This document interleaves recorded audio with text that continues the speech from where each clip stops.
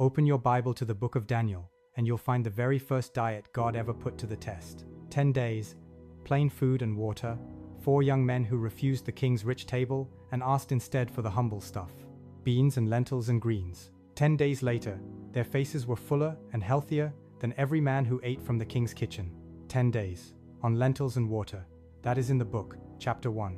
Come in, and God bless you. I'm Pastor Robin. For most of my life, I've stood at a stove for the sick and the tired and the grieving of my parish, with my Bible open on the counter and a grocery list right beside it, learning what the plain food God named actually does when you set it in front of a hurting body. And the plainest, oldest, most overlooked food in that whole book is the humble lentil. Now, before we sit down together, I'm a pastor, not a doctor, so take everything here to your own physician and let them walk it with you. This is God's good food and God's own word, offered to encourage you. And because we're talking today about the sugar in your blood, hear me on this and hear me clearly. This food is a gift from God to strengthen your body alongside your care, never instead of it. Don't stop or change one single thing your doctor has you on. Bring this little loaf to your doctor and walk it together, especially if you're on anything for your sugar. Here's what troubles me. Walk down the bread aisle, and it is a wall of soft white loaves, puffed up, sweet, cheap, and there is almost nothing of the living plant left in them. The food industry took the grain, stripped out the part that slows you down, the bran and the fiber God wrapped it in, and sold you back the fast part, the part that hits your blood like a spoonful of sugar. They kept the wrapper. They threw away the gift. And your body, especially if your sugar already runs high, pays for that trade every single morning at breakfast. So put on an apron and stay with me, because today I'm going to make something with you, step by step, with your own 2 hands. A 5-minute biblical lentil bread, gentle on your blood sugar, every ingredient sitting in your grocery store right now for just a few dollars. By the end of these minutes, you'll have a real, blessed thing to set on your own table this week. Stay with me. I'll show you the recipe, I'll tell you the cost, and then I'll tell you why God's design makes this loaf kinder to your body than that white loaf ever could be. Let me start where Scripture starts, because this food has an ancient story. Turn back to Genesis, chapter 25.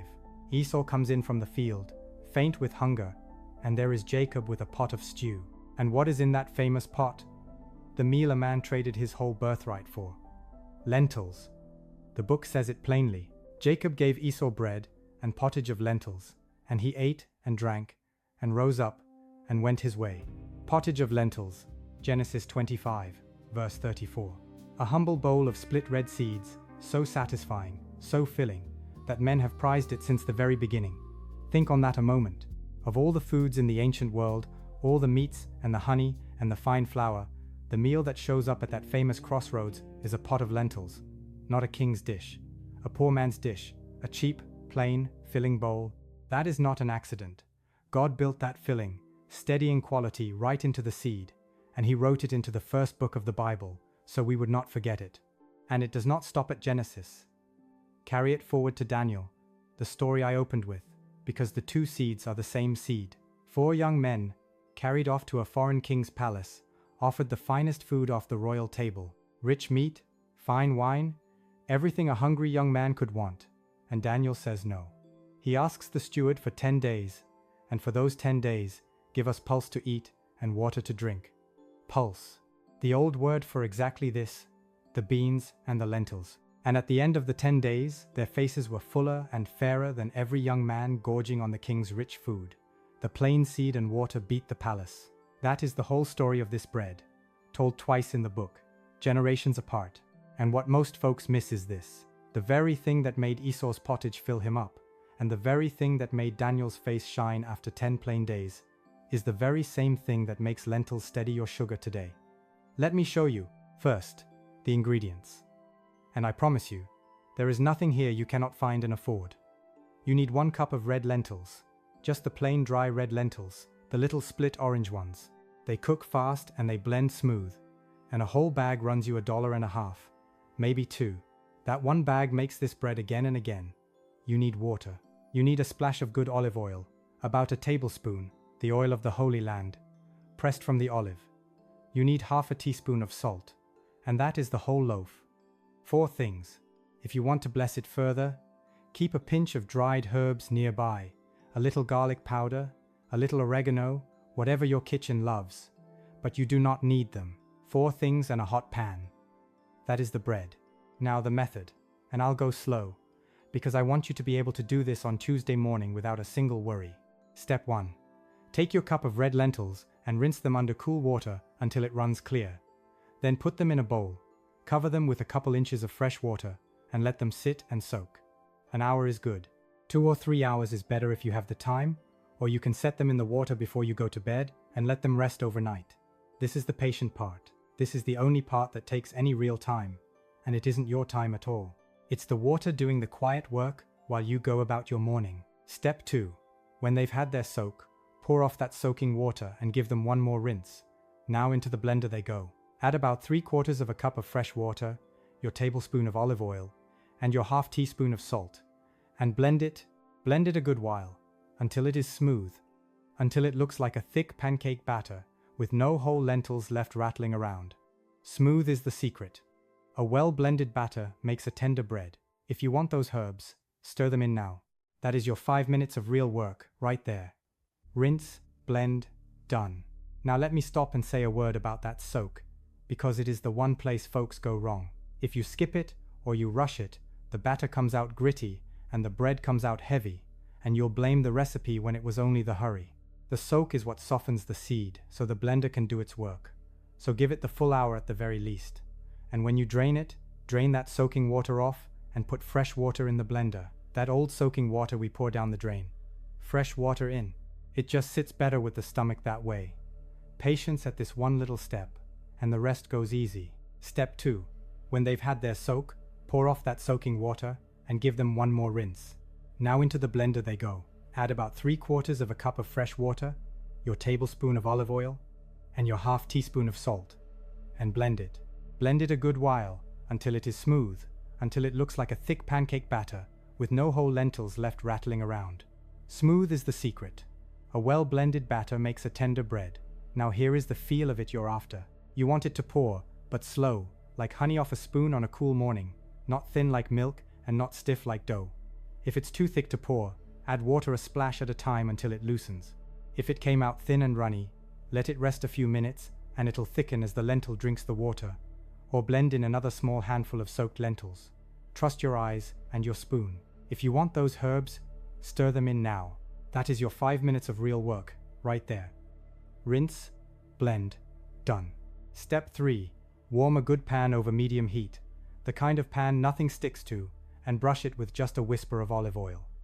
And hear me on the heat, because this is the other place folks stumble. Too hot, and the outside scorches dark while the middle stays wet and raw. Too cool, and it just sits there pale and sad, and never sets up right. You want it in the middle. Medium. Let the pan get properly hot before the batter ever touches it. Hold your hand a few inches over it, and you should feel a steady, honest warmth coming up. Then pour in your batter and tilt the pan so it spreads out thin and even, the size of a small plate, or make 2 smaller ones. Let it cook, and here is the hardest part for an eager cook. Leave it be. Don't poke it. Don't lift it. Don't peek under it. Give it about 4 minutes on that first side, undisturbed. You'll see little bubbles rise up through the top, and the edges go dry and lift, and start to look matte instead of wet. That's the bread telling you it's ready, in its own language. When you can slide a thin spatula clean under the whole thing without it tearing, that's your green light. Then flip it, gentle and sure, and give it 2 or 3 minutes on the other side, until it's golden and firm and cooked all the way through. Press the middle with your finger. It should spring back, not squish. And that's it. That is your bread. Pull it onto a plate. Let it cool a moment. And there in your hand is a warm, golden, sturdy little loaf, faintly nutty, that you can fold around an egg, dip in a soup, spread with a bit of cheese, or eat just as it is with your morning coffee. The whole batch, maybe $1 of ingredients. $1. For real bread that loves your body back. And let me tell you what I love most about it. For a body that's watching its sugar.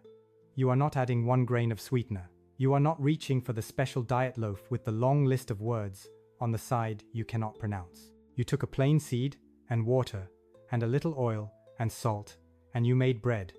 That's all.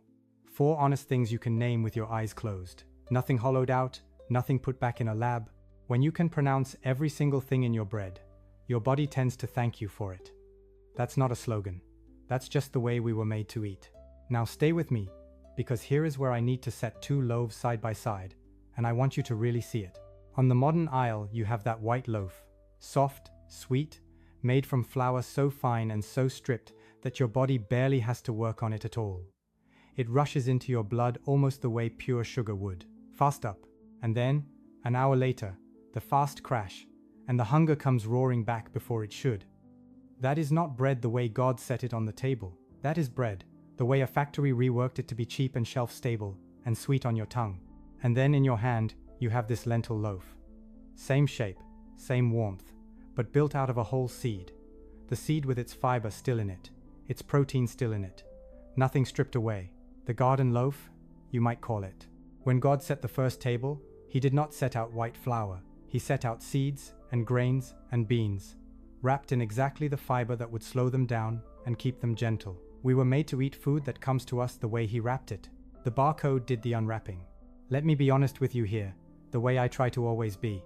For years, I thought lentils had to be soft and mushy in a soup or they weren't worth the trouble. It never once crossed my mind you could turn them into bread. A woman in my parish, older than me, sharp as a tack, showed me this in her own little kitchen one afternoon. Poured that batter in the pan like it was the most ordinary thing in the world, and I stood there like a schoolboy watching it bubble. I had it backwards my whole life. So if this is new to you, you're in good company. I learned it late too. Now stay with me, because the next part is the part most folks have backwards. Why this gentle little loaf actually helps the sugar in your blood, where the sweet white loaf harms it. It comes down to how God designed that seed. 3 things, and they all work together. First, fiber. The lentil is wrapped thick in fiber, and fiber is like a brake pedal for your blood sugar. It slows the whole meal down, so the sugars trickle in gently over time instead of flooding in all at once. Second, protein. The lentil is rich in plant protein, and protein steadies a meal, keeps you full, softens the spike. And third, something wonderful God tucked inside the seed called resistant starch, a kind of starch that resists being rushed, that your body cannot break down in a hurry. All 3 together mean this bread comes into your blood slow and steady, the way a body was built to receive it. Think of it like this. The white loaf is a door thrown wide open, and all the sugar rushes through at once, and your poor body scrambles to catch it. The lentil loaf is a door held gently ajar, the sugar coming through a little at a time. Easy, steady, no scramble. Same doorway, different door. And God is the one who set the hinges in that little seed. And this isn't just old wisdom, though it is that. Researchers keep finding the very same thing the book showed us in Daniel. Lentils carry what they call a low glycemic index, a low number, around 32, where white bread sits way up high, low and slow. And here is the finding that stopped me. Studies out of the university found that when people swapped out half of a starchy portion, half of their rice or potato, for lentils, their blood sugar response after that meal dropped by 20%, and in some cases up to 35%. Just from choosing the seed God wrapped in fiber over the starch, man stripped bare. 20 to 35% gentler on the blood. That is not me promising you a miracle. That is the design showing itself, over and over, in the same direction it pointed in Daniel chapter 1. And there is one more gift tucked in that seed I have to tell you about, because it fairly amazed me when I learned it. That fiber in the lentil, the soft, soluble kind, it does something after the meal is over. It feeds the good, quiet life in your own gut, the helpers God put down there to work on your behalf. And researchers have seen that a bowl of lentils at one meal can gentle your blood sugar, even at the next meal, hours later. They call it the second meal effect. Imagine that. You eat this bread at breakfast, and it is still steadying you at lunch. That is not something a factory built. That is something a maker built, thinking of you, long before you sat down to eat. And remember those 4 young men, 10 days on pulse and water. The King James book calls it pulse, and pulse means exactly this, the beans and the lentils. 10 days, and Daniel 1, verses 12 through 16, tells us they came out fatter in flesh and fairer of face than all the ones eating the rich royal food. The steward was afraid to try it, afraid the king would see their thin faces and have his head. 10 days was all Daniel asked, and 10 days was all it took. God's plain table beat the king's rich one, and the whole court could see it on their faces. It is the same seed Jacob stirred in his pot. It is the same design. And it is sitting on your grocery shelf this very afternoon for $1.50. Now let me say the words I say over every plate in my kitchen, because they matter more than any of the rest. Your body is a temple of the Holy Spirit. 1 Corinthians chapter 6, verse 19. Not a rental, not a machine. A temple, a dwelling place God Himself chose to live inside. And when you soak those lentils the night before, and blend that batter in the morning, and stand at your stove and watch it bubble, you are tending the temple. That is holy work, done in an apron. Before you eat it, bow your head a moment, and give thanks, the way we always do. Thank the God who put the fiber in the seed and the sun on the field. A grateful heart digests better than a hurried one. I believe that with my whole soul, and I'll say the other honest thing one more time, because I will never let you leave this kitchen without it. This bread is a good and gentle gift, but it is not your medicine, and I am not your doctor. If your sugar runs high, if you take pills or insulin for it, this loaf is meant to come alongside the good care you're already under, never to replace it. You bring this to your physician. You let them see it. You let them tell you how it fits the plan they've set for you. God gave us the food, and God gave us the doctors both, and the two were always meant to work together, not against each other. Before I let you go, let me give you a handful of ways to set this bread on your table, because a loaf like this is a friend to almost any meal. In the morning, fold it warm around a soft scrambled egg. The egg and the lentil together, protein on protein, and your blood stays steady clear through to lunch. Lay it flat and spread it with a little mashed avocado and a crack of pepper. Or a spoonful of hummus, which is only a cousin of this bread anyway, made from the chickpea, another one of God's good pulses. At supper, tear it and dip it in a bowl of soup or a lentil stew, the way Esau would have. Top it with a few slices of tomato and cucumber and a drizzle of that good olive oil, and you've got the plainest, oldest supper in the Holy Land right there on your plate. What I'd steer you gently away from is drowning it in sweet jam or honey or sugary spreads. That would undo the very gift we made it for. Keep the toppings on the savory side, the garden side, and let the bread do what God built it to do. And here is the beauty of it for a busy week or a tired body. This bread keeps beautifully. Make a batch on Sunday. Let them cool all the way. Stack them with a bit of parchment or wax paper between each one so they don't stick, and they'll keep in the icebox a good 5 or 6 days. Just warm one in a dry pan for a minute, or a moment in the toaster, and it comes right back to life, soft and warm, like it was fresh. And it freezes too, wrapped up snug, for a month or more. So make double. Make a stack.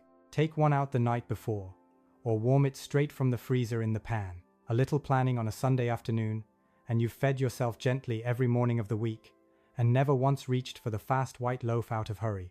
And when someone in your life is ailing, or lonely, or just tired, you carry 2 of these over on a plate, still warm, and you sit with them a while. That is the whole gospel in a loaf of bread.